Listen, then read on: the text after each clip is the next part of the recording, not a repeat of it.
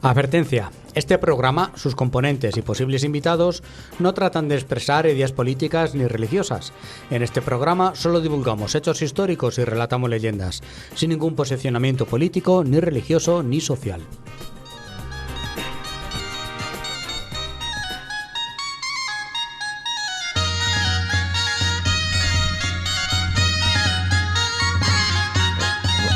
¿Te has dado cuenta tú también? Me he dado cuenta, ¿Te has dado cuenta tú también? Hemos cambiado. Hemos cambiado.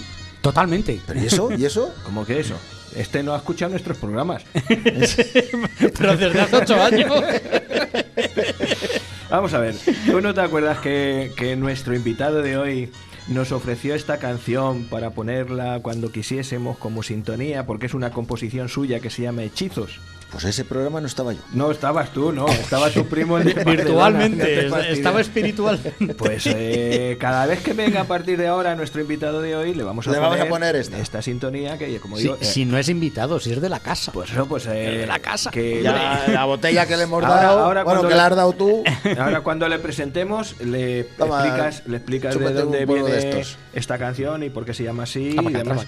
Que además a mí personalmente me gusta muchísimo. Antes de eso, estamos en No Me Cuentes Historias, el programa de historia de Onda Plana Santa Cruz, 107.4 de la FM. Hoy tenemos el programa 238, sin rimas ni nada, cosas de esas. Estamos, ¿qué día es hoy? ¿Qué día es hoy? En teoría esto se publica... 28. El 28 no. 25. 18 y 7, 25. ¿Sabes? Y bueno, pues hoy tenemos... Huyamos de la rima fácil. Tenemos invitado colaborador, amigo, que además, como ya dijimos la semana pasada, viene con cargo nuevo, porque es el nuevo director de la banda de música de Santa Cruz de la Zarza, la banda La Filarmónica. Lo creo, tenéis que darle un aplauso por lo menos que se oiga. ¡Bravo! Que lave la oreja. Y ahora ya le preguntáis lo que queráis, que cómo ha llegado al cargo, que todas estas cosas, que bienvenido José Jesús Cutú, Estás en tu casa. Estás aquí. Hola. Estamos orgullosísimos, además que le dimos que viene el director de la banda. Cuando le vemos ahí en los salones, en el Amalia, había ahí chacatá, mírale qué guapetón. Tú te pensarás que cuando mueve la mano es que te saluda, ¿no? Estás pues hoy no, ahí está haciendo así. Y digo, pues no me dice nada. Estoy aquí. Bueno, ¿qué tal el cargo nuevo? Pues buenas tardes, buenas noches, buenos días. Bien, el cargo nuevo bien, más liado, pero vamos, bien. Yo, si te vale como feedback, he estado hablando con algunos de tus músicos y me han dicho, muy bien, muy liados, pero cosas nuevas, muy bien. Como diciendo, jolines, aquí hay mucho curro ahora, pero nos gusta el curro. Eso es buena señal, ¿no? Está la gente a gusto, conforme. Sí, bueno, trabajamos y los músicos trabajan, y yo también. Y eso luego se nota en los resultados. Claro. Sí. Poco a poco vamos sacando conciertos, haciendo algún proyecto nuevo y creando ilusión para nosotros primero, para pasándolo bien. Y si nosotros no lo pasamos bien, será factible que el que venga a verlo también. Exactamente. Eso se transmite. Transmitirse, sí. Así que hay que decir, para que no lo sepa, que los que mejor se lo pasan en el mundo mundial son los músicos de Santa Cruz cuando hacen una zangona. Eso es para verlo. Mundialmente conocido. Y tocando, que son muy buenos la mayoría, y ahora con un director así, pues todavía hay un plus más. Explícale a Pacheco lo de esta música. Sí, no, porque no...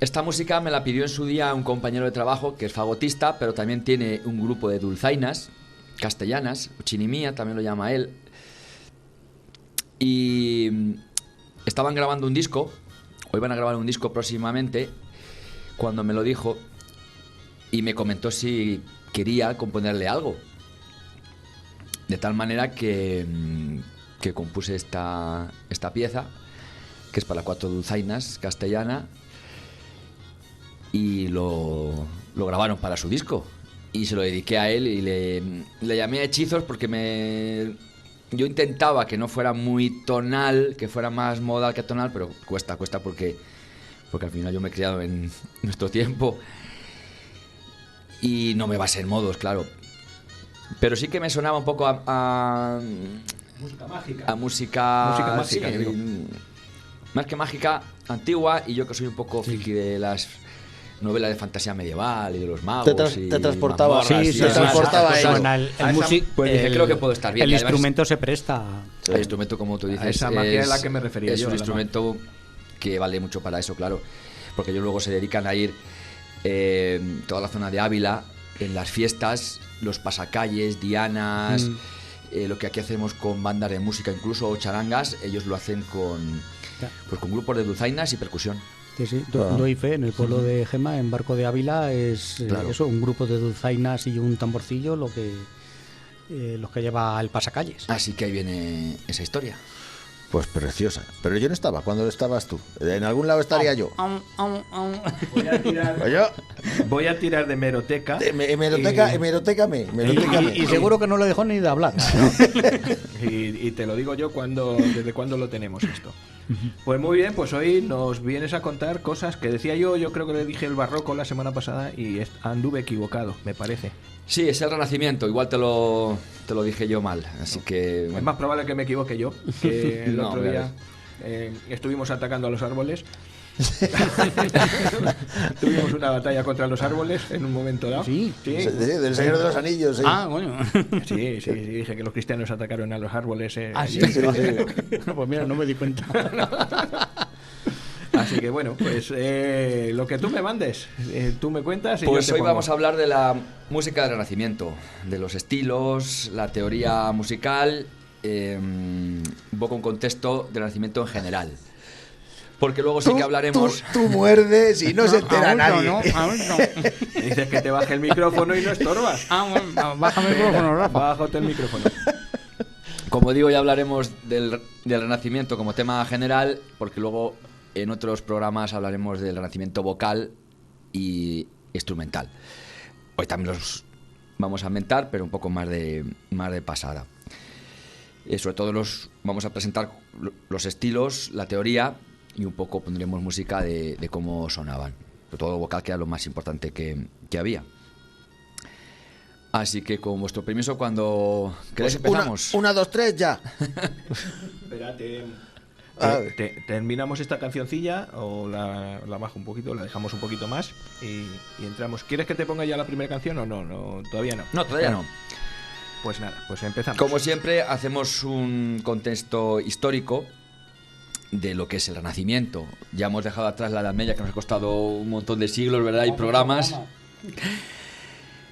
El contexto histórico, según el historiador del arte suizo Jacob Burckhardt, perdón por la pronunciación, coincide con casi todos los historiadores, que va a ser el siglo XV y XVI de nuestra historia.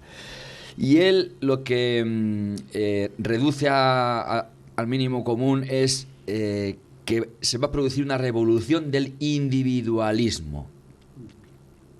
Luego veremos por qué. ¿Qué ocurre en estos siglos? Así, acontecimientos importantes. La Reforma Protestante, que esto va a cambiar mucho la historia.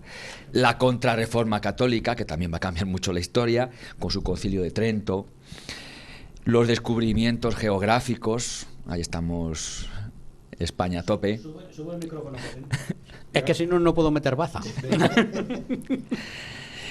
Y el humanismo, que también cambiará mucho la historia, porque aquí van a aparecer personajes estudiosos de todas las artes, letras, ciencias, que hará que cambie la historia. Todos estos acontecimientos tendrán un antes y un después. Bien, pues la música del Renacimiento. Según nuestro historiador Mariano Pérez, ¿qué es el Renacimiento según este hombre? Pues el interés de la cultura clásica, volver otra vez a aquella cultura. Se inicia en Italia y el cambio más grande que va a haber, que ya no lo decía Jacob Burckhardt, es que el hombre será el centro de todas las cosas. De ahí viene el individualismo. Va a ser la medida, el modelo de los pintores, escultores y arquitectos. ¿Qué ocurre con la música? Que no puede inspirarse en música de la cultura clásica, porque no tenemos, ni hay documentación, ni hay grabaciones. Entonces lo que sí que se hace es seguir el sistema teórico. Se estudia y a la conclusión que se va a llegar es de que los griegos romanos buscaban en la arquitectura y en la escultura lo bello, lo proporcionado, y es lo que se va a intentar también hacer en la música. Pero la música va a ser un paso más o una evolución de lo que se venía haciendo en la Edad Media, ni más ni menos. Y hay dos puntos muy importantes que van a hacer que se difunda mucho la música. Uno va a ser la imprenta, no ya con Gutenberg, sino con Petrucci, que Gutenberg lo que hace es inventar los tipos de letra, ¿verdad? Y hace que la imprenta se expanda mucho más. Y Petrucci lo que hace es inventar los tipos de notación musical para hacer partituras, para hacer notas musicales, lo cual hace también que se abaraten los costes. Claro. Sería caro todavía, porque era muy caro todavía imprimir, pero más barato que escribir. Más barato, claro. Y además más rápido, con lo cual le da mucha más difusión. Y otro punto muy importante, que nace también en Florencia y en Roma, es la figura del mecenas. Aquellas personas que tienen a sueldo o contratan o hacen encargos a escultores, pintores, arquitectos y músicos. Entonces la imprenta y el mecenas harán que la música se difunda muchísimo más. Características de la música de esta época: una melodía elegante, se va a buscar la belleza. Ya no solo una melodía que, como pasaba en la Edad Media al final, que ya era compleja, pero era más bien por normas y demás. Sí, va a tener normas, pero se va a buscar la belleza. Que sea bonito, que guste. El ritmo basado en el pulso, ya como nosotros, dejando atrás los complicados ritmos medievales, que pues era un poco rollo, con un mismo ritmo componer una misma obra todo el rato sonando el mismo ritmo. Sonoridad plena y cristalina. Hoy en día se hace eso. Tienes el reggaetón ese que... No me hables. No le tienes de la lengua. La composición simultánea a 4 voces, sobre todo. Cuando digo composición simultánea, no es que antes no sonaran las voces simultáneas, sí sonaban, pero el compositor lo que hacía antes, ¿os acordáis? Que tenía una voz gregoriana, le añadía otra voz, luego otra, eso se fue complicando, incluso componiendo ya todas, pero componían con una voz, luego otra, luego otra. Ahora no, ahora el compositor va a escribir las 4 voces a la vez. Sí que algunas veces escribirá una melodía, unos cuantos compases, pero no la va a acabar. Irá haciendo las otras 4 que quedan, 3, perdón, a la vez, con otras normas que va a haber ahora. Pero ya se va a buscar lo vertical, aparte de lo horizontal. Para esto se utiliza la tercera y sexta, que antes se utilizaba algo menos. ¿Os acordáis que se utilizaban las cuartas, quintas paralelas para hacer la polifonía al principio, los órganos, que luego eso se fue complicando más? Ahora se va a buscar la tercera y la sexta, que nos va a llevar al acorde mayor y al acorde menor, que es lo que al final del Renacimiento ya nos va a sonar a nuestra música tonal. Porque los modos, al principio se va a seguir componiendo con modos, pero poco a poco se van a ir difuminando a favor de la tonalidad mayor y la tonalidad menor. Y estas serían un poco las, digamos, los puntos más importantes de la música del Renacimiento. Y ahora pues nos vamos a ir a las etapas que tiene el Renacimiento. Casi todos los autores dicen que tienen 3 etapas. Yo he seguido a Richard Taraskin, que es un historiador de la música y director y compositor y demás, estadounidense, que nos cita 3. El prerrenacimiento, que irá antes de 1500, desde 1420 aproximadamente. El renacimiento pleno, que es la primera mitad del siglo XVI, y luego la segunda mitad del siglo XVI, que será el manierismo. Coinciden más o menos los nombres con el arte en la pintura y en las demás artes plásticas. Bien, en el Prenacimiento pues tenemos autores como John Dunstable en Inglaterra, Dufay, que es francés, y Binchois, que también es francés. Perdonad mis acentos. Y vamos a escuchar de Guillaume Dufay, Nuper Rosarum Flores, del año 1436, que está dedicada a la catedral del Duomo de Florencia. Se inauguró con una misa, pidió el Papa, no recuerdo qué Papa estaba entonces, porque yo no estaba ahí. y lo que significa el texto es un poco como que las flores nuevas del rosal, pero hace referencia a la catedral como si fuera la flor, como si fuera la flor del catolicismo, de la religión, como un adorno, como la belleza de la religión en la catedral. Hay autores que dicen que está basada la música de este motete, sigue la estructura que tiene la planta de la catedral, que a su vez otros autores dicen que la planta de la catedral sigue las mismas proporciones que tenía el templo de Salomón según la Biblia. Otros autores dicen que no, que esto es una milonga. Pero hay bastantes autores que dicen que sí, que Dufay se basó en las proporciones para hacer una música proporcional. Así que ponemos el corte número 1 y escuchemos Nuper Rosarum Flores.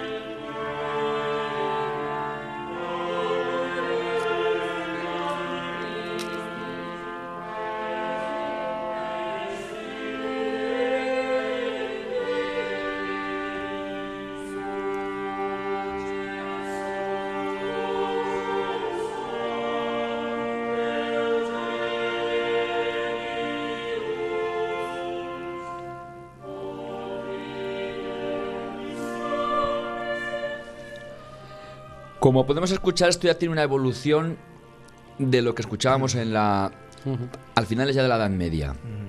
Escuchamos incluso instrumentos. No sé si estará en la versión original, en la apertura original, pero es probable que se apoyara con instrumentos, notas pedales, como escuchamos, siempre el mismo sonido, porque los instrumentos ya también en esta época tendrán un protagonismo. Yo creo que todavía en ese momento no, porque todavía se seguía a pie de la letra de que en la liturgia solo se podía cantar con la voz, siempre en latín, por supuesto, y esto será una versión que se hace porque en algún momento de la historia se habrán introducido instrumentos. Alguna voz haría esa melodía y es lícito para un instrumento. Y una pregunta, ¿y cantaban las mujeres? ¿O esto es una licencia contemporánea? Seguramente cantaban los hombres, lo más probable, pero las mujeres también pueden cantar. No hay... Sí, poder seguro. Si la cosa es si en aquel momento todavía exactamente o ya cantaban las mujeres en la liturgia. En esta época ya hay 4 voces y las 2 voces superiores son de mujer. Necesitaría ser de mujer. Son de mujer. Perfecto, sí. Y los no sé cómo se llaman, los no sé, melucos, los castrati. Los castrati. También están los castrati, sí. Sí, pero esos llegarían los castrati no apartaban a la mujer para poner sellos. Pero el castrati es una figura de la ópera que empezará en el barroco. Y sí es cierto que se utilizaban porque las mujeres no cantaban y hacían los papeles de mujer, pero porque tenían la voz blanca, seguían manteniendo la voz blanca con mucha potencia al tener más capacidad pulmonar, pero tenían la voz de mujer y tuvieron su apogeo en el barroco. Que eso ya lo veremos cuando lleguemos al barroco. Efectivamente. No nos adelantemos. Vale, pues pasamos al Renacimiento pleno. Esta es la época de esplendor renacentista, de Miguel Ángel, Rafael, Leonardo, Francisco de Guerrero en España en la música, Cristóbal de Morales. Será la época de oro de la pintura, arquitectura, escultura en Italia y de la música en España. Aquí...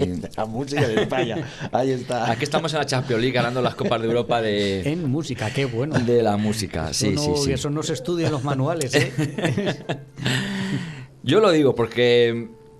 Hay que decirlo, porque muchos manuales tampoco lo dicen un poco de pasada. No sé qué pasa siempre con los españoles que nos tienen ahí. Y que la música no entra dentro de las grandes artes. Es, claro, la que has dicho, arquitectura, escultura, pintura, y la música, pues nada. Así que vamos a escuchar el corte número 2, que es un motete de Cristóbal de Morales, que se llama Circundederum me rodearon.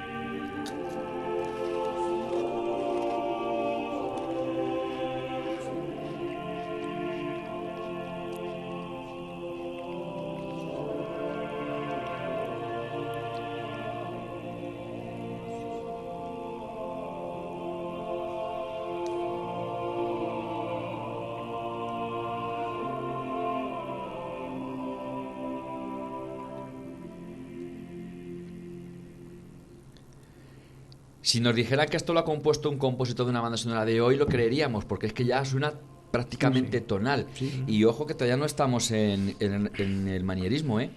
Todavía estamos en la primera mitad del siglo XVI. Aquí en España se adelantó mucho el buscar lo vertical y el acorde. Buscar los acordes y las técnicas de composición. Fuimos muy pioneros. Y es que los teóricos musicales aquí en España también, porque luego lo veremos. Todo el mundo nombra a Zarlino y le ponen como el gran, pero luego cuando lees a Zarlino se basó en los españoles. Pero dice, Zarlino fue el primero, se basó en este y este. Pero entonces no fue el primero. Pero siempre le ponen a él el primero. Es curioso. Entonces ¿no? Es la que decías tú antes. No... Claro. Bien, pues nos vamos al manierismo, la segunda mitad del siglo XVI. Esta es una época rica en colorido y ornamento. En la música española está representado por Tomás Luis de Victoria, que tú decías la semana pasada, que Joaquín decía la semana pasada, que no recuerdo quién era que tenía que tener una rotonda en cada pueblo. Fidel Pajés. Pues este señor tenía que tener una calle, una rotonda, una estatua, y todos los conservatorios de España tenían que llamarse como él. Hay institutos, conozco alguno, porque este fue el más grande, para mí, él y Falla, los más grandes de la música española. Y este es conocido casi por todo el mundo. ¿Cómo ha dicho que se llamaba? Tomás Luis de Victoria. Tomás Luis de Victoria. Es verdad que estudió con Palestrina. Yo a Falla sí, pero este no le conozco. Claro. Pues este hombre llegó a hacer la música para coro, algo espectacular, maravilloso. No solo componía para 4, sino componían para 8 voces. Y aún así, la sonoridad veremos que es cristalina. O sea, el adjetivo que podemos poner a sus composiciones es cristalina. También estará Palestrina en esta época, que es con quien estudia Tomás Luis de Victoria, que también será, digamos, el champion, el Messi de la música del Renacimiento. Es Palestrina, que igual compone música para 8 voces, música que casi puedes ver a través de ella, de lo cristalina que es, puedes casi tocar cada voz. Así que ahora vamos a poner una de Palestrina y luego pondremos una de Tomás Luis de Victoria. ¿Veis que es parecida? pero por comparar. También esta época son los Gabriele en Italia, y aquí ya sí que decir que estos compositores los modos yo creo que lo tienen ya olvidados. Aquí componían ya lo vertical, buscando los acordes y las cadencias finales de cada frase, que son como las nuestras.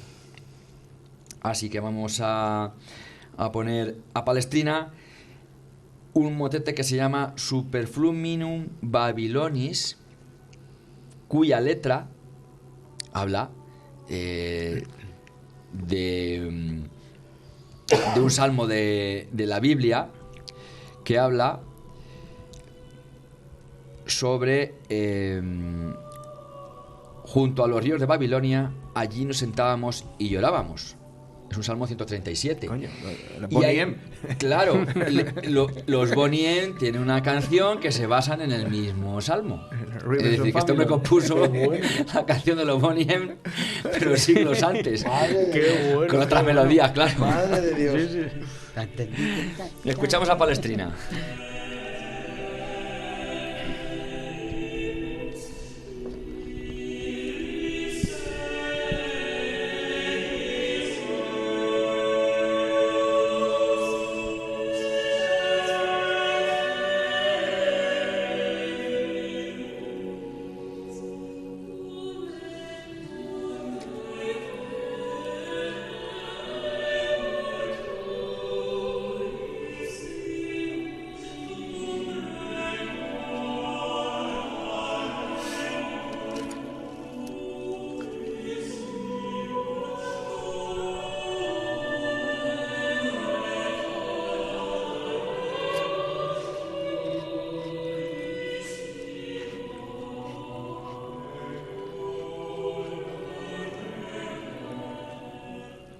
Esto es By the River of Babylon. Casi igual. Bien, como vemos es música muy cristalina. Se necesitaba que después del Concilio de Trento que la música fuese cristalina, primero por lo bello, porque los compositores eran ya grandes usando la técnica, pero aparte la letra tenía que ser en latín muy clara, lo más clara posible, con lo cual era necesario que las voces estuvieran muy separadas unas de otras y que sonasen así de transparente. Aunque bueno, nos podemos preguntar, me parece muy bien, pero si yo no sé latín... Claro, es que el latín se está olvidando también ya. En cada sitio el latín cada vez se utiliza menos. Hay que hacer cosas que la gente pueda entender. Sí, pero todavía en la liturgia la contrarreforma es clara, como los protestantes cantan en alemán y los anglicanos en inglés. Nosotros tenemos que seguir nuestra filosofía en latín. Somos equipos diferentes, somos rivales. Pero el populacho no sabía latín, ¿o sí? No, y hasta el Vaticano II, hasta el Concilio Vaticano II, la misa era en latín. Y nuestros padres y abuelos iban a misa y decían Kyrie eleison, que es griego, y tampoco sabían qué significaba. No sabían lo que significaba. Habría gente que sí, el que tuviera un poquito de interés, pero el paisano típico que va a misa el domingo pero luego se va a sus labores en las que sean, no sé yo si sabría mucho latín, ¿no? Sí. El Vaticano II lo que hace es permitir a los países católicos, no obligar, permitir dar la misa ya en la lengua vernácula, en la lengua de tu país.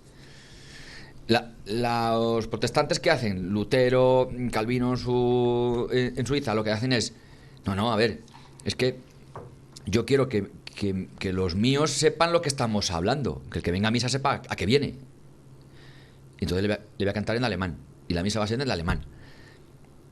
El Concilio de Trento, después de largos años de reuniones, llegan a la conclusión de que no, si entre comillas, los que se han ido de nosotros van por este camino, nosotros tenemos que seguir otro, porque si no vamos a ser como ellos. Les estamos dando la razón.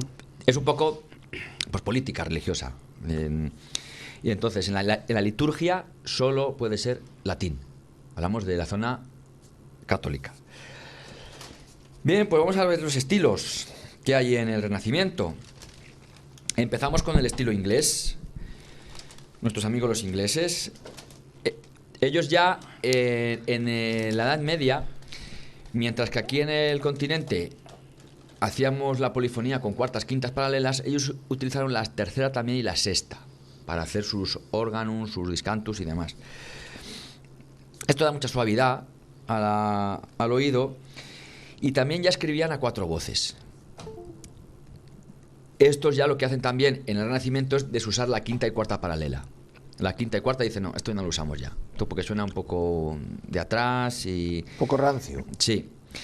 Y uno de sus grandes músicos es John Dunstable, que es de la primera época del Renacimiento.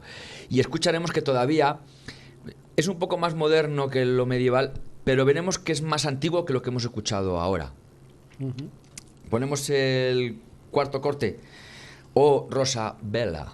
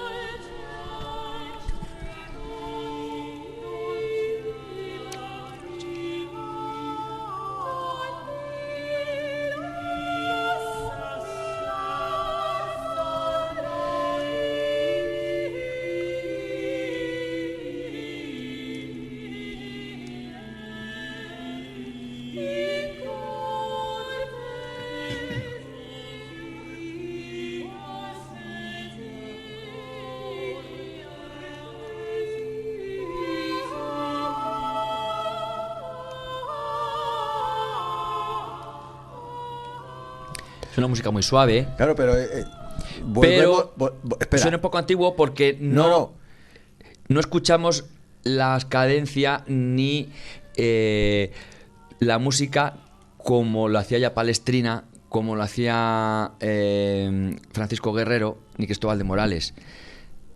Todavía la música se basa más en lo horizontal que en lo vertical. Lo que pasa es que como está basada en terceras y sextas, es suave. Pero volvemos otra vez a la pregunta, aunque ha dicho Maese. Estamos escuchando, porque estos son mujeres. Entonces, ¿cantaban las mujeres? Acabo de ver un artículo por aquí que dice que no se dio permiso a las mujeres hasta el siglo XVII-XVIII, el Papa Clemente IV, me parece. Cantaban sobre todo contratenores, que eran hombres con voz de mujer. Los castrati llegan al final del Renacimiento, y gente haciendo falsetistas. Clemente XIV es el que permite... Falsetistas. No quita de que la mujer entrase en la zona católica, no más probable que no.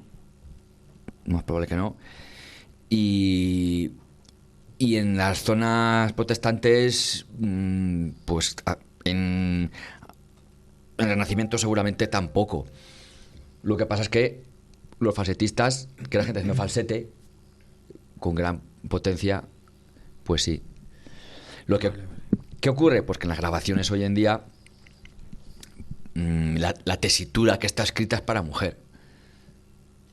Y es como tiene que cantarse. Sí, es que eso me ha llamado la atención por la época. Digo, claro, está sonando mujer, pero no sé si será mujeres o la que dices, o castrati o alguien en falsete. Pero bueno, yo os remito a un artículo que encontré aquí de Alexia Martín, que dice pues eso, que en el siglo XVIII fue cuando las mujeres tendrían la oportunidad de aparecer en la puesta en escena de obras operísticas, porque hasta entonces...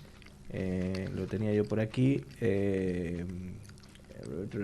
aquí debajo, el Papa Clemente XIV, que vivió de 1769 a 1774, que fue papa, prohibió terminantemente la castración y ordenó que los coros y las voces de sopranos y contralto las hicieran las mujeres.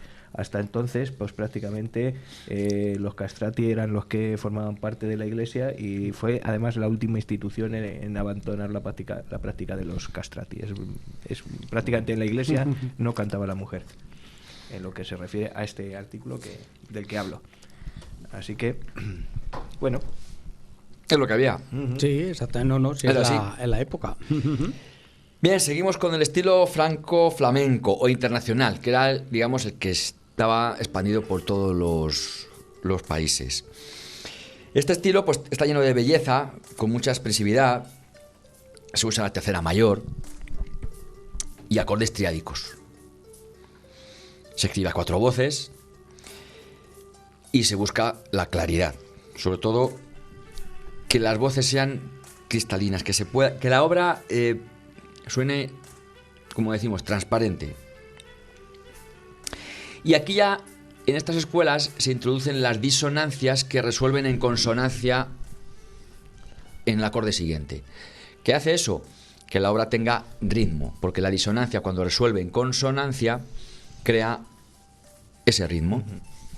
Y lo hace más bonito, es una maravilla esas músicas a contrapelo, como digo yo. Claro, ¿no? Iba creando reglas, normas que hace pensar más en lo vertical, y los modos gregorianos pues aquí ya no tienen prácticamente cabida, porque llega un momento que ya el compositor tiene que elegir: o compongo con una forma o compongo con otra, y al final el compositor siempre, aunque es hijo de su tiempo, pero intenta avanzar en algo, siempre intentas avanzar. Y sobre todo cuando ya vas a una escuela donde ves a alguien que tira del carro, pues tú dices, no, yo me monto en este carro, si es lo que te gusta, lógicamente.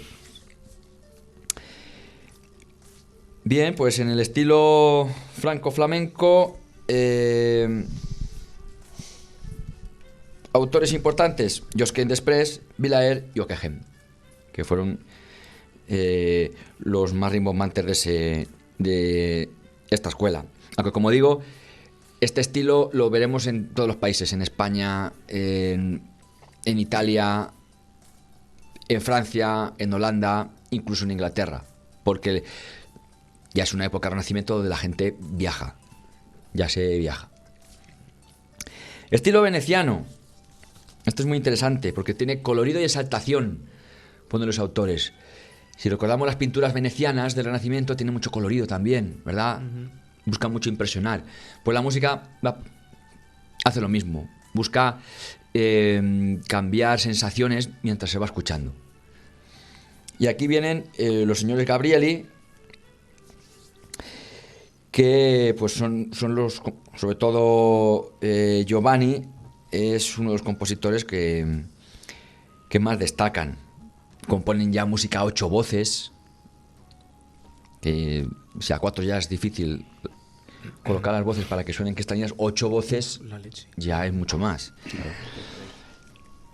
Y aquí sí que se aproxima la tonalidad. Esto lo escuchas y, como dije antes, si te dicen que lo ha compuesto alguien de hoy, te lo creerías sin ningún tipo.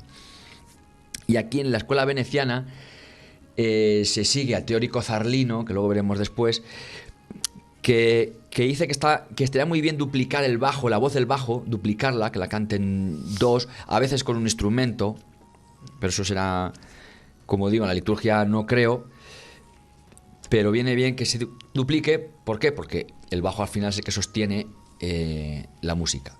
Esto ya va pensando un poco a lo que va a ser luego en la orquesta, los contrabajos, en una banda de música, una tuba, en un grupo de rock, el bajo, que si quitas estos instrumentos, la música parece que se cae. Entonces Zarlino llega a la conclusión y dice: está muy bien los coros, a 4, a 8 voces, pero el bajo, una sola persona cantando el bajo, no, hay que duplicar, tiene que haber más gente cantando el bajo. Así que escuchamos a Giovanni Gabrieli, Jubilate Deo.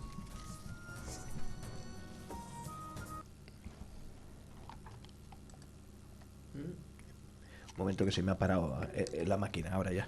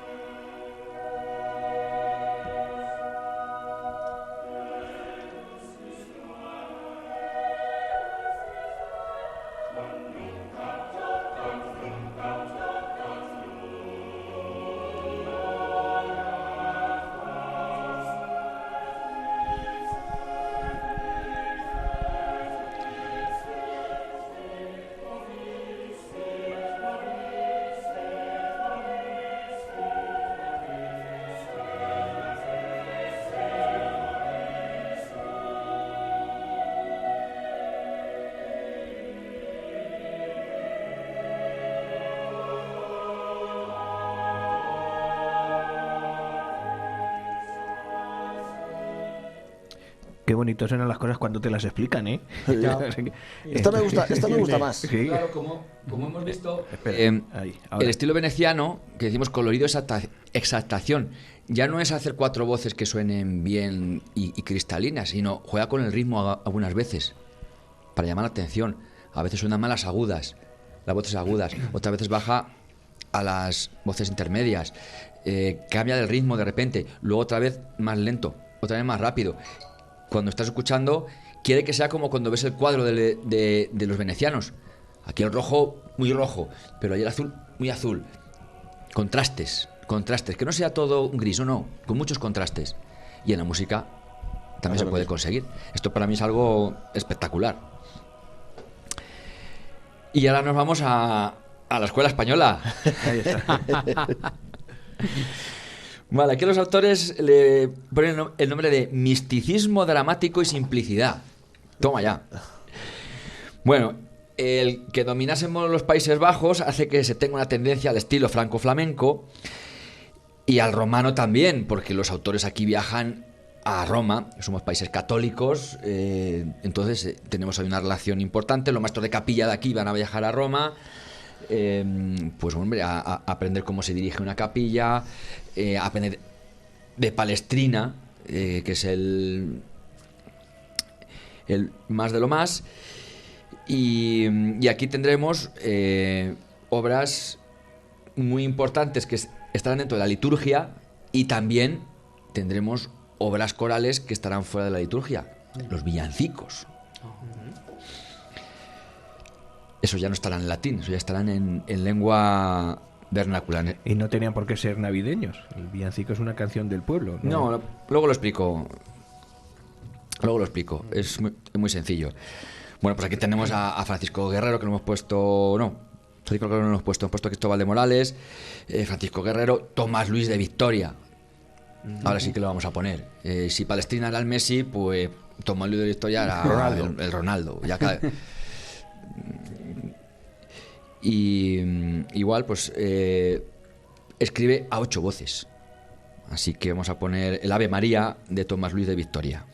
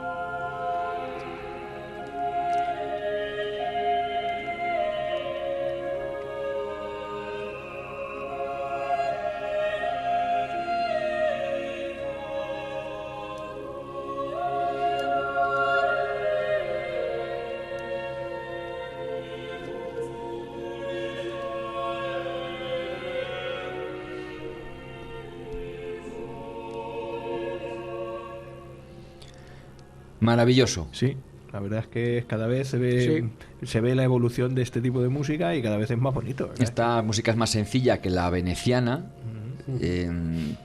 pero es maravilloso. Hacer que suene tan celestial, con voces, que sea sencillo, no es tan sencillo luego de componer para que esto salga así.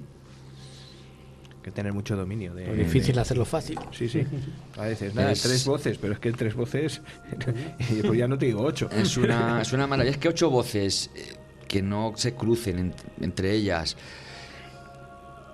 Y ya te digo que no es como ahora que sí que componemos con los acordes, con la técnica que tenemos ahora.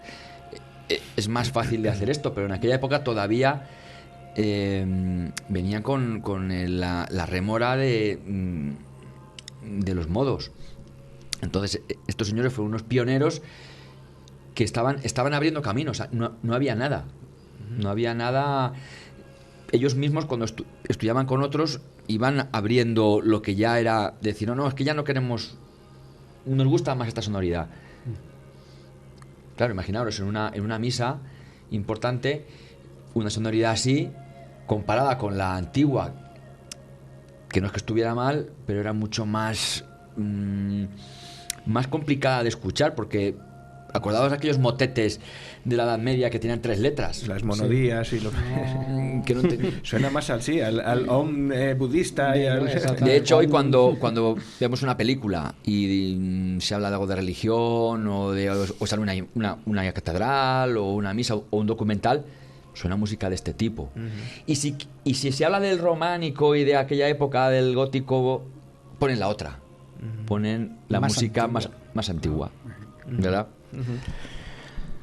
Bien, pues luego me queda la escuela alemana, que está bajo la influencia de la Reforma Protestante. Decir que Martín Lutero, alguna conserva en latín, pero la mayoría lo que hace es, primero lo que hace es, se lleva motetes que se cantaban en latín, lo que hace es convertirlos al alemán, y luego Martín Lutero llega un momento que dice... Yo también voy a componer, porque sabía música, y compone sus propios motetes también en alemán. Así que hasta aquí las escuelas, y vamos a ver la teoría musical de cómo se componía esta música que hemos visto. ¿Qué es lo que hace la tercera y la sexta que hemos hablado de la escuela inglesa? ¿Por qué viene de allí? Aunque también se hacía en Francia. Porque allí tenían una técnica que se llama el foxbordon francés y el faburden inglés. No sé cómo se pronuncia esto. Consiste en utilizar la tercera y la sexta para componer las obras. Lo que pasa es que se origina originalmente con una voz gregoriana, esto en Inglaterra, antes del Renacimiento, a la que se le añade la tercera y la sexta. Pero en Francia se llegó al mismo destino con caminos diferentes. Pues el compositor aquí determina las 3 voces, compone las 3. Y llegó un momento que dijeron, mira, pues hemos llegado a la misma conclusión haciendo cosas distintas. Pero todos se basaban en hacer acordes de sexta en primera inversión. Acordes perfectos en primera versión, paralelos. Que hace una música muy suave, suaviza mucho más y ya suena como a moderno, mientras que las cuartas y quintas paralelas va a sonar siempre a antiguo.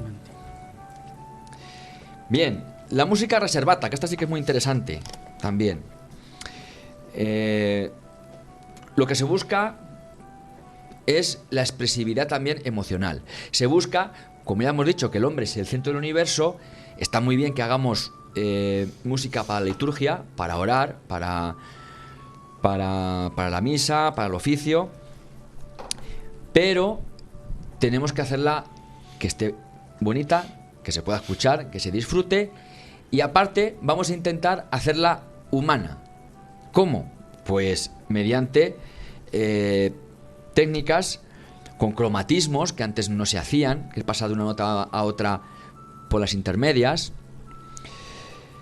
Libertad en el uso de los modos que se van, como hemos dicho, olvidando cada vez más. Y con muchos ornamentos y contrastes.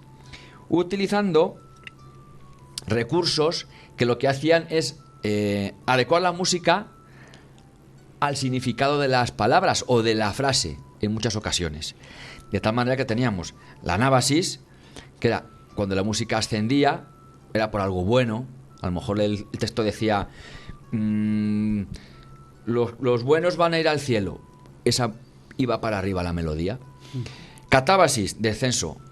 Malo, tristeza. Vas allá al infierno, para abajo. ¿Dónde está el infierno? Abajo. La suspiratio, que esto luego se utilizará mucho en el barroco, en las óperas. Son suspiros a la hora de cantar. Hacer así como un suspiro, como una parada, y seguir, como que estás llorando. El Pasius Duriusculus, que eran ascensos o descensos cromáticos. Cuando haya muchos cromatismos, malo. Es que el texto expresa algo dramático. muerte o cosas malas. Quien lo utiliza muchísimo es Josquin Després, que era un franco-flamenco, y a raíz de él, pues muchos compositores en sus motetes, cuando estudias alguno, es curioso ver estos recursos musicales. Otra de las teorías musical, la composición a 4 voces, será ya fundamental. Ya el maestro de capilla, compositor que hace música en esta época, si no compone a 4 voces, malo. Es un regulera. No. Lo de los 3 voces de los ingleses, como siempre los ingleses van un poco por detrás de todo el mundo, a que siempre digan que van delante, pero no. Me alegra sacar ese tema. Sabía que vas a decir eso. Qué previsible soy. Coño, son 8 años diciendo lo mismo. El número va a ser casi siempre 4, pero se puede llegar a 5 porque se duplique 6 o 8, como hemos visto con Tomás Luis Victoria, Palestrina, los Gabrieli y demás. Generalmente sin acompañamiento musical. Prevalecerá el estilo de melodías superpuestas, aunque poco a poco se van necesitando las tesituras. Lo que he dicho, cada voz va a tener un ámbito y de ahí no se puede salir. El soprano va a tener de una nota a otra y no puede bajar de esa nota ni subir de la otra. Y así todas. ¿Para qué? Para que no se crucen. Y eso va a favorecer que la música sea tan celestial. Porque se busca claridad en los textos, sobre todo, y agradar al que la escucha.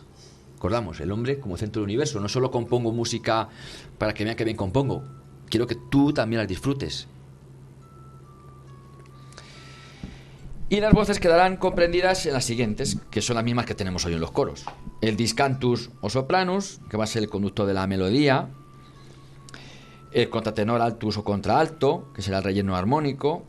El tenor o cantus firmus, que será la voz conductora de la composición, digamos que será la jefa de donde el compositor se basa en ella para componer las demás. El contratenor bassus o bajo, que será el soporte de la armonía, esta que decía Zarlino que había que duplicar. ¿Quién cantará estas voces? Pues la mujer ahora y de hace unos siglos, pero entonces complicado que cantase a las mujeres. ¿Quién hacía la voz de sopranus y contralto? Castrati, cuando ya empezaron a existir, y falsetistas, gente haciendo falsete, que tenía potencia y que tenía buena técnica, es quien lo hacía.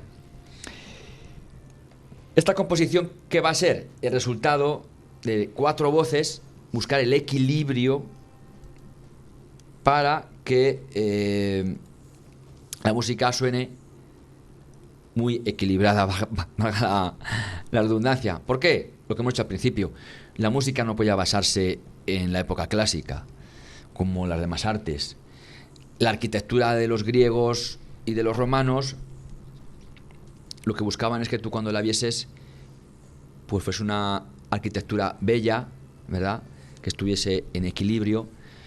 Como no tenemos la música, pues vamos a hacer una música que tenga esas proporciones, que busque eso, lo bello, que sea funcional y que esté equilibrada.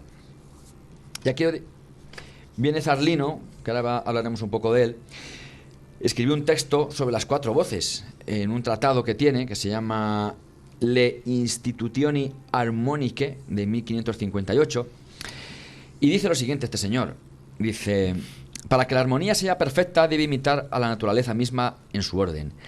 Así que como el mundo se sostiene sobre 4 pilares, así la música se levanta sobre 4 voces. El bajo, que a la tierra se asemeja, posee el elemento más grave y pesado, el cimiento firme, el lugar más bajo y profundo. El tenor, que ocupa el lugar del agua, la cual rodea la tierra y con ella se une fluyendo constante y conforme cercana, sujeto a la base que el bajo le impone. El contratenor, que es como el aire, mediador entre el fuego y la humedad, que llena los huecos del espacio sonoro y une lo grave con la agudeza del cielo. Y el soprano, que al fuego corresponde, el más alto, el más ágil, la luz que corona, que como la llama hacia arriba siempre tiende, siendo el fin y la gloria de toda la armonía. Este es un texto de Zarlino que comparaba las 4 voces con los 4 elementos de la naturaleza.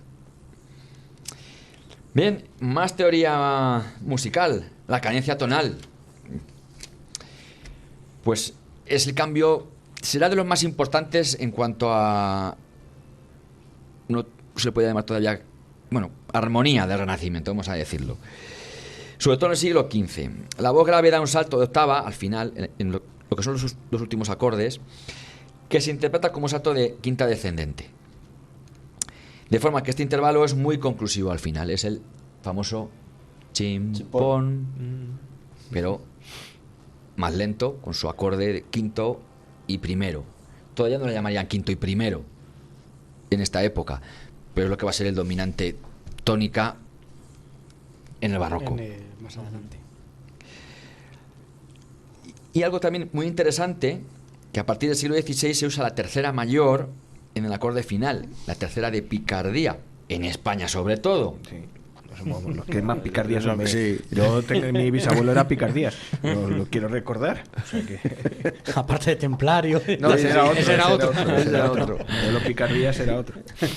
Ahora pondremos un ejemplo de la tercera picardía. Con esta técnica nueva de composición, pues los autores escaparán de la tiranía modal y este primitivo sistema tonal, pues les permite más colorido, les permite también más originalidad. Con este sistema puedo componer muchísima música que, aunque se parezca, porque son 8 voces o 4 voces y al final es muy parecido, pero puedo hacer muchísima más música que con el otro. Será más diferente lo que haga un compositor que con otro sistema que estaba un poquito más atado. Tenía los márgenes más cercanos para trabajar. Y con este sistema los márgenes se abren muchísimo. Y ahora vamos a poner el corte 8 para ver lo que es la tercera de picardía. Vamos a ver a mi bisabuelo, venga.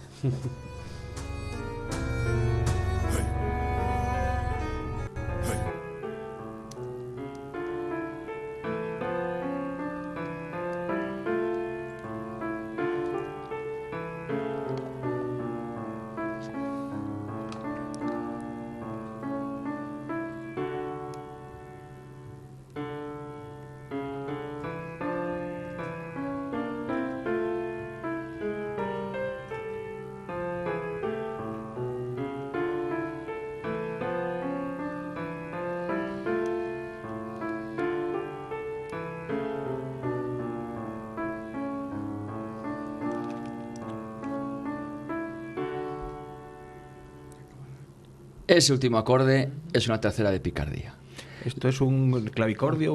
Es un piano. Es un piano, pero... He traído esta versión para que se entendiese bien.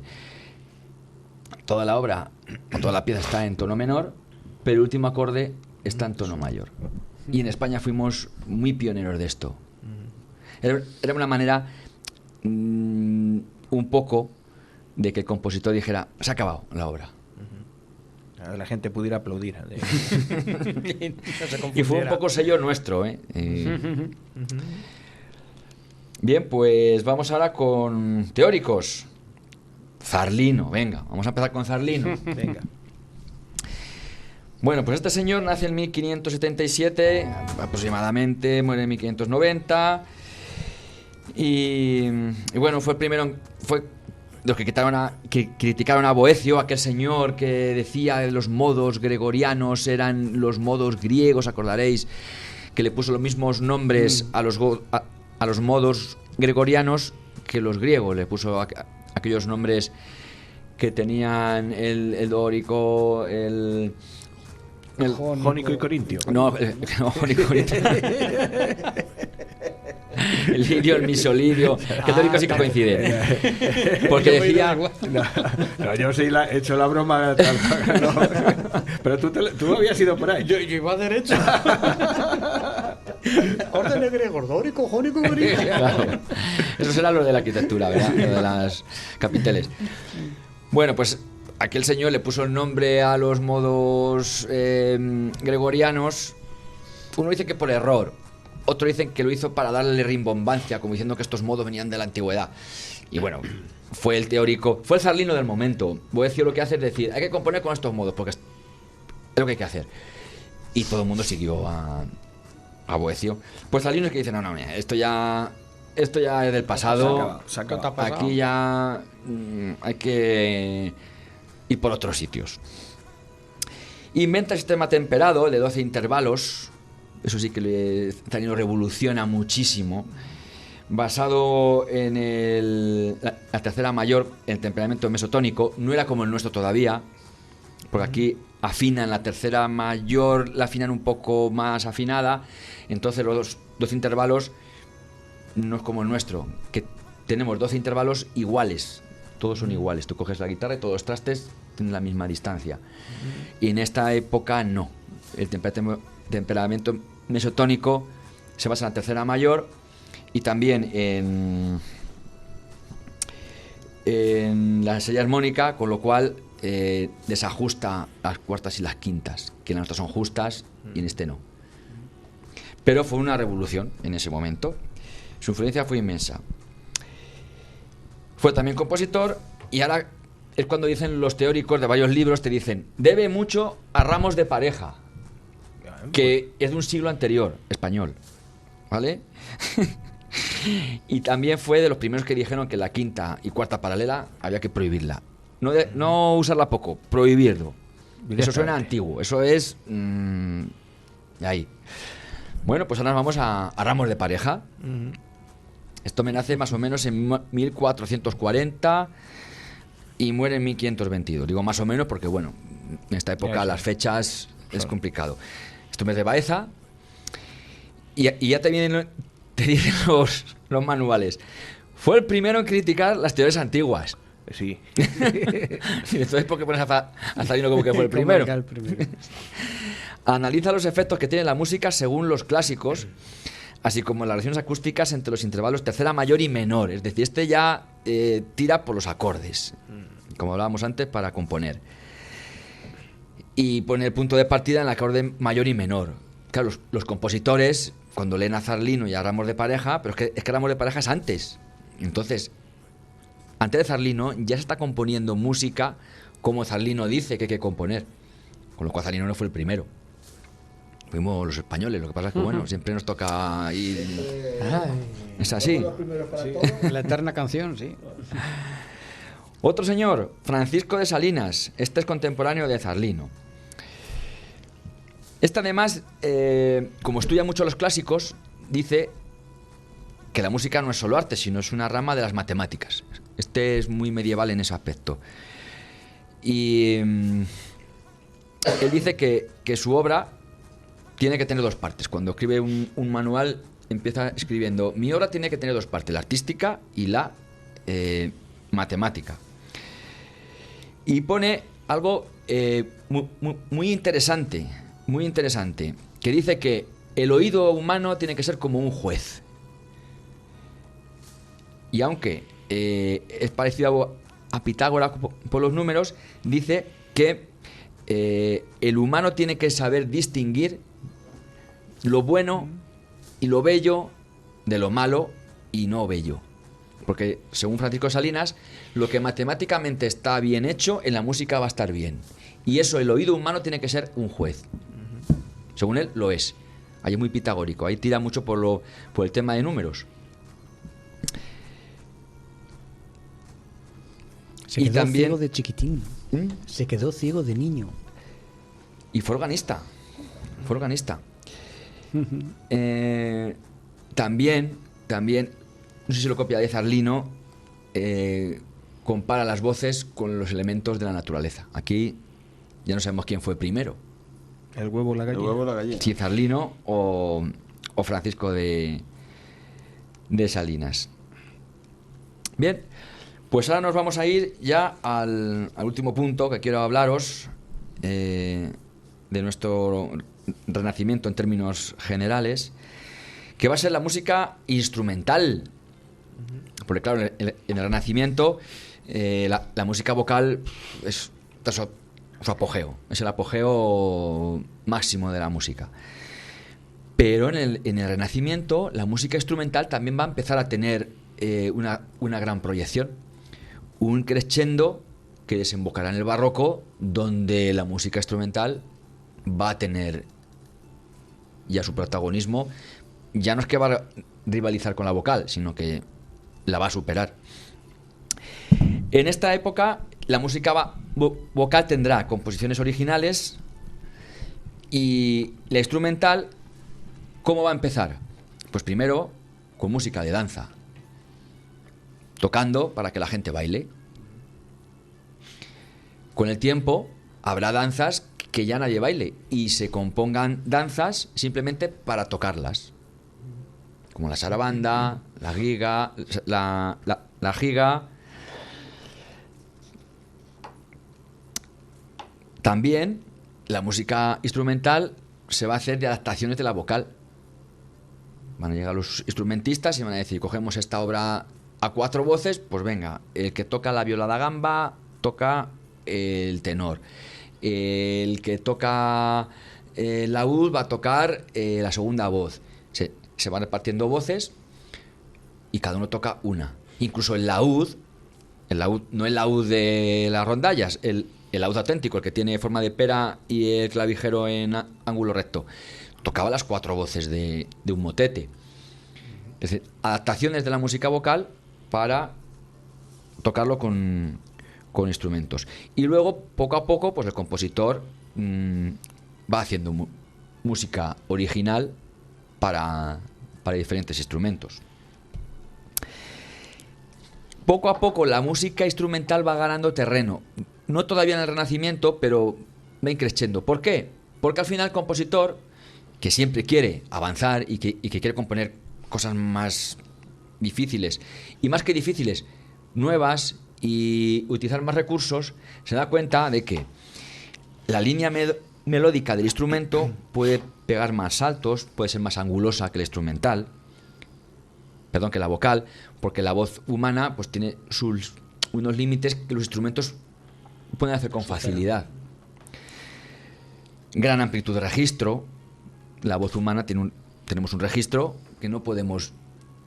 Llega un momento que ya el agudo no puedes más y el grave tampoco es más. Un laúd puede hacer un montón de notas graves y un montón de notas agudas. Un órgano lo mismo. Un oboe, lo mismo, una dulzaina que hablábamos antes, también. Una flauta de pico. Los instrumentos pueden tocar frases más largas, incluso los de viento. Ya no te digo una viola da gamba, que puede estar sin... no hay que respirar. Puedes hacer una música diferente a la de las voces, porque tú cuando compones para voz y dices una frase, dices, a ver, tengo que hacer una frase donde el cantante llegue aquí y respire. No le puedo poner una nota muy larga todo el rato y que no pueda respirar. Tengo que dejar que coja aire, un final de frase que se llama. Un instrumento, los de viento hay que respirar, pero aún así llegas más que con la voz. Se pueden hacer más disonancias, porque cantar en coro con muchas disonancias es muy complicado. Con el instrumento es más fácil, o con diferentes instrumentos. Más rapidez de ejecución. Con la voz cantar rápido es más complicado. Se puede, pero es más complicado. Con un instrumento, una vez que dominas la técnica, es más sencillo que con la voz.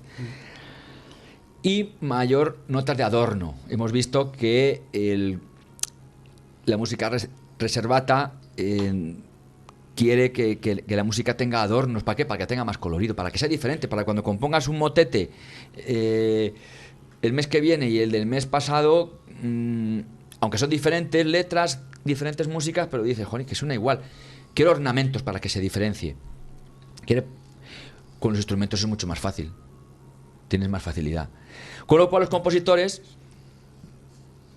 irán componiendo cada vez más cuando quieren hacer cosas más modernas y más originales para instrumentos, porque les da además otra vía más de composición, otra vía más de arte. Es como el señor que pintaba frescos y tenía que pintar rápidamente, ¿verdad? Daba de yeso un tema y a pintar rápido porque se secaba, ¿verdad? Y luego le dicen, mira, pero es que ahora también tienes puedes pintar al óleo, una tabla y tienes óleos para pintar. Ah, pues mira, una técnica nueva. Y además, mira, puedes pintar en acuarela y puedes, al artista le das más caminos, pues más caminos va a ir cogiendo. Así que la música instrumental, gracias al avance sustancioso también de los instrumentos, que esto es importante, de que la técnica instrumental, los luthieres avanzan, pues da un paso adelante en la técnica musical frente a la música vocal, que tendrá sus limitaciones, pero que en el Renacimiento quien reinará y gobernará es la música vocal. Eso es así. Por el interés del equilibrio y la claridad. Vamos a poner una obra de Diego Ortiz, toledano, que se llama Recercada del Tratado de Glosas. Esto me tiene un tratado de glosas, que son un montón de obras musicales, y esta creo que la tocaba Jordi Chaval, ¿verdad? Sí, cierto. Para la viola da gamba, que es la viola que se toca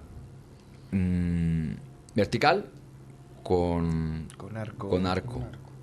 No es la viola que se toca del cuello, sino vertical y con arco, transversal. Tipo cello.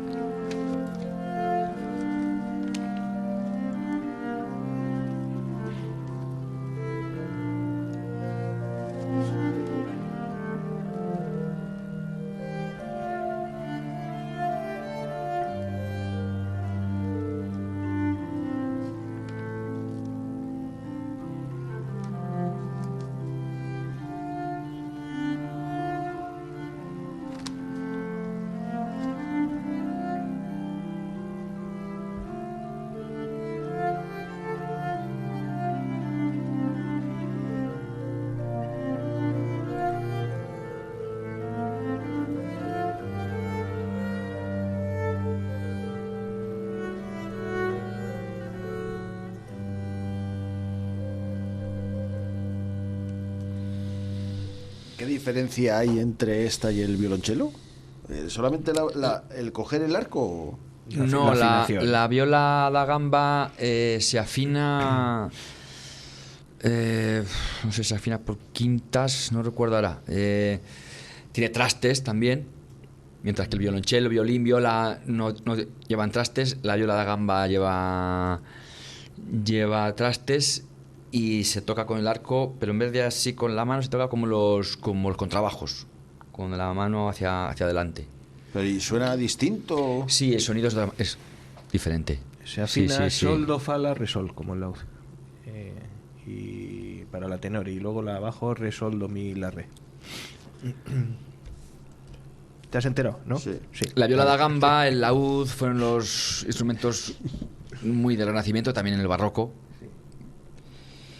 Y me queda por decir una cosa que se quedó en el tintero, que es lo del villancico, aunque luego lo veremos en otro tema, cuando veamos el Renacimiento en España, que veremos un tema que siempre me gusta a mí hacer un tema de la música en España, de los nuestros.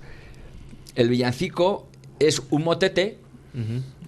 Infórmame, que luego tengo que presentar yo los villancicos aquí en el pueblo y yo, como siempre, digo lo que me dé la gana, como no lo sabe nadie, pues se lo cree todo. No, el villancico, el motete será, digamos, la forma musical del Renacimiento. Es que eso lo veremos también en el siguiente tema, cuando veamos las formas de la polifonía vocal, cuando nos metamos más en lleno. Todo será con motetes, a cuatro voces.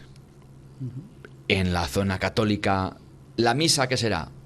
Pues el Kyrie, un motete, el Gloria, otro motete, el Credo, otro motete. Eso será la misa. Los protestantes, motetes en alemán, pero motetes. Los anglicanos, motetes. El anthem anglicano es un motete en inglés. Y en España tendremos el motete, que es el que se cantará en la liturgia, en latín, y el villancico, que es lo mismo, es un motete, que lo componían los mismos, pero en español.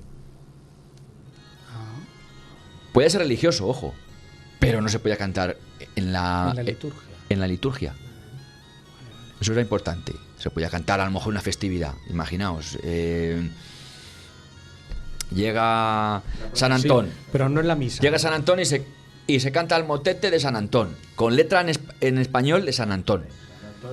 Pero se canta fuera de la ermita, a lo mejor dentro, pero nunca la liturgia. Nunca la liturgia. ¿Qué ocurre? Se llama villancico para separarlo. Es decir, música culta, el motete. Música de los villanos. Música popular. ¿Quién lo canta? En las villas, se canta en las villas, es decir, fuera de la iglesia. Está la villa y la iglesia. Una ciudad. No eran tan grandes como ahora. Tenía su catedral, su iglesia, lo demás era la villa. Entonces, el villancico se cantaba en la villa. Pero no lo cantaba, no lo cantaban los villanos, no lo cantaba toda la gente. ¿Quién sabía música entonces? Los clérigos un poco más. Los mismos que cantaban la liturgia, cantaban los villancicos. Salvo que, como hemos dicho, fuera de la liturgia. Porque la mayoría de la gente no sabría música. Le dabas una partitura a alguien y ¿quién te le va a leer? Si no sabía la gente ni leer. Para leer música está muy... Claro. Era simplemente una manera de catalogar una música culta y una música popular. Ni mejor ni peor, pero sí, para un poco por catalogarla. Y se llamaba villancico, porque la gente dice, no, que lo cantaban los villanos.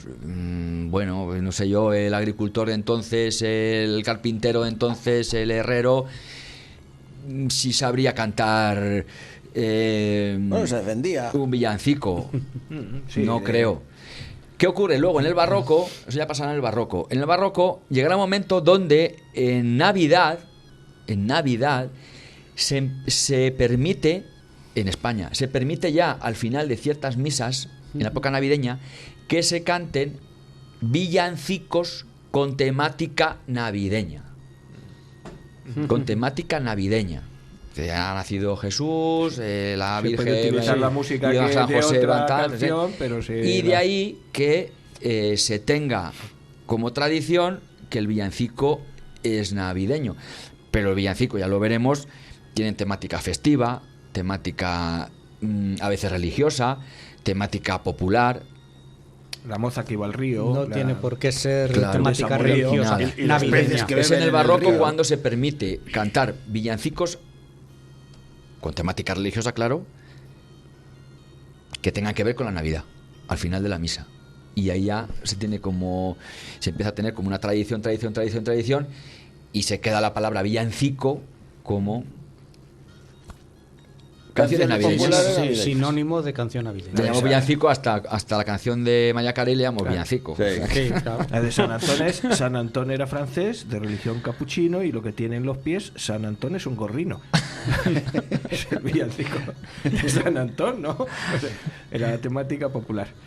Pues muy bien, muchas gracias por la aclaración, porque luego vamos por ahí tirándonos a ver que sabemos las cosas, si no las sabemos, hay que traer aquí a los expertos. Así que por eso ha venido hoy don José Jesús. Muy bien. Pues encantado de estar con vosotros. Y ahora la próxima el barroco.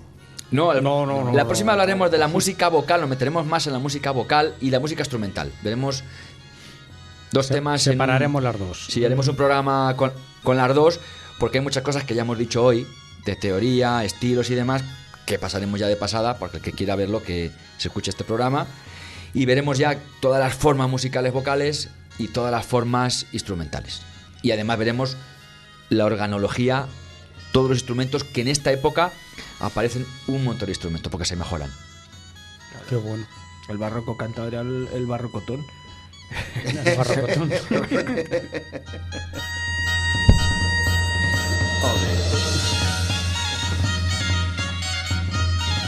¿Nos da tiempo a decir las redes sociales y esas cosas que no hemos dicho? Tú me dirás si nos da tiempo o no. Sí, nos da tiempo. Dale barrocotón. Pues barrocotón, tenemos ahí en nuestro muro de Facebook, No Me Cuentes Historias. Vamos rápido, el Twitter, @No Me Cuentes Onda, canal de YouTube No Me Cuentes Historias, Instagram no me-cuentes historias y Spotify también no me cuentes historias. Los dos canales donde nos podéis escuchar en iVoox para descargarte los programas, escucharlo tranquilamente. No me cuentes historias, el programa entero, y otro canal chiquitito para no me cuentes biografías. Ya estoy pidiendo, ya hemos subido alguno nuevo que no estaba puesto. Claro, sí. Estoy con la primera parte de Cabeza de Vaca. Exacto. He hecho 3. ¿Acaso insinúas algo? No, nada, no. En absoluto, yo jamás en la vida. El horario es lo que hace tiempo que no decimos. El programa se emite los domingos a las 6. Sí. Sí, si no nos han cambiado de hora. Los que nos cambiaron fue el del martes, no lo pasaron, o sea, el del miércoles nos pasaron a jueves a las 7. Y exactamente, y para el que no se haya enterado, pues si no quiere escuchar en vivo, los jueves a las 9. A las 9, vale. Y No me cuentes historias, sí, se seguía emitiendo los sábados a las... No me cuentes biografías, a perdón. Las 5. Los sábados a las 5. Eso es para oírlo en FM o en OndaPlanSantaCruz.es. Eso es. Pero siempre está... 107.4. 107.4, eso es. O 104.7. No, era 107. El punto ya no me acuerdo. 104.7. Sabía yo que... Así que nada. 8 años y no me lo aprendí. Nada, es así. Mira, pues vamos a terminar si queréis porque hay que ver qué hacemos la semana que viene, si traemos a alguien o nos va a tocar trabajar, que esto ya... Lo mismo se viene otra vez José Jesús. Deberíamos trabajar, aunque traigamos a alguien. Y lo mismo tenéis hasta pensado el tema. Venga, os doy 30 segundos para que lo penséis. Fue el gran estallido, ¿dónde estamos antes de nacer? ¿Lo tenéis ya pensado? Sí. A ver, dime. A ver, ¿tú conoces a Charles Chaplin? No, conozco a Charlotte. A Charlotte. Ah, sí, Charles Chaplin, vale. A Charlotte. Sí. Pues no voy a hablar de él. Por eso. No tiene nada que ver, Va a ser una de Navidad. ¿Tú conoces a Gallarre?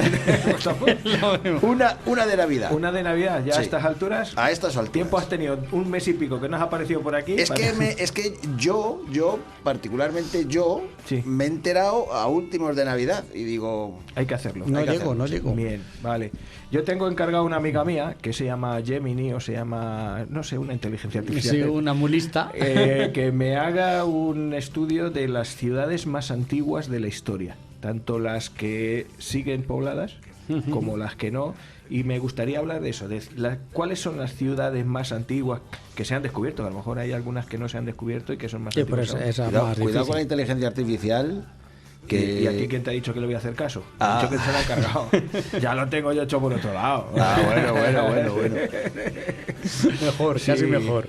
Sí, pero de las 10 o 15 ciudades, por lo menos más curiosas de la antigüedad, más antiguas, o que porque hay algunas que son realmente curiosas, que tienen muchísimos años y que no había tratado nunca, así que nos vamos a meter por ahí. Las ciudades más antiguas. Bien. Y don Juan... Y Uno yo, cortico. Uno cortico, exactamente. como el de ahí. Aprovechando que he ido a la... que lo recomiendo, a la exposición en las Galerías Reales, que merece la pena solamente la visita al Museo de la Galería, de las colecciones de las Galerías Reales, que hay una exposición ahora temporal de Victoria Eugenia de Battenberg. Me ha encantado. Pero ¿Ibas a hablar de ella o Victoria de Eugenia, David? para dar caña, para tener biografías, algo breve y conciso. Sí, Una leve introducción. Sí. Entonces, escucha, lo tuyo y lo mío lo suspendemos. Y que se ponga ahí un monográfico. No, de no, dos que os hace programas. pensar. Hacemos una trilogía de... Es verdad. No, es broma, Qué mala fama, exagerado, qué mala fama. Qué mala gente que somos. Pues nada, hasta aquí el programa de hoy. Muchas Muy bien. gracias, José Jesús, tú, que Es A tu vosotros. casa. que te esperamos ya pronto otra vez, porque ya has visto que estos tienen pocas ganas de En trabajar. febrero otra vez. Así que en breve, cuando tus asuntos te permitan, te damos otro toquecillo. Cuando queráis. Sí, o si se te acaba Tiene el el sueldo de resolve. hoy, el resolve. Este sueldo va a durar un poco más que el otro. Sí, Sí. sueldo más ¿Es grande. muy grande? Sí, Si sí, hay sí, que sí. reponerte, llevas esta que hay aquí delante también, un litro y pico. Aquí Y hay trienios y se nota, la verdad. que- ya uno tiene que cobrar por el trabajo realizado, bien realizado además. Pues nada, don Joaquín, don Juan, Bueno, don chicos, Jesús, hasta la nos próxima. vemos, hasta la próxima Hasta luego. semana que viene.